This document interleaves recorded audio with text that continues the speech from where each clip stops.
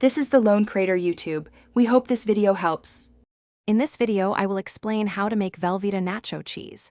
First, let's gather our simple ingredients. You'll need 1 pound of Velveeta cheese, cut into 1-inch cubes, and 1/4 cup of milk. For a little kick, consider adding a small can of diced green chilies. Make sure you have a microwave-safe bowl or a saucepan handy for heating. This quick guide will have you enjoying delicious nacho cheese in minutes. Now, let's get to the preparation. Combine your cubed Velveeta and milk in either a microwave-safe bowl or a saucepan. If using a microwave, heat on high for 30-second intervals, stirring thoroughly after each one until smooth. For stovetop preparation, use low to medium heat, stirring constantly to prevent sticking and ensure even melting. The goal is a creamy, lump-free consistency.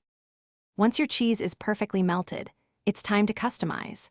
Stir in those diced green chilies for a mild spice, or add a pinch of cayenne pepper if you prefer more heat.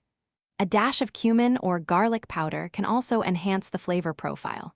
Serve your warm, gooey nacho cheese immediately with your favorite tortilla chips, pretzels, or drizzle it generously over loaded nachos for an ultimate snack. For any delicious leftovers, store your Velveeta Nacho cheese in an airtight container in the refrigerator for up to 3 days. When reheating, do so gently on the stovetop over low heat or in the microwave, adding a small splash of milk to restore its creamy texture. This ensures your cheese remains perfectly dippable. Remember to check the description for a link to some amazing darn tough socks and other great deals. Thanks for watching, and enjoy your homemade nacho cheese. Thanks for watching. Consider subscribing if we helped you.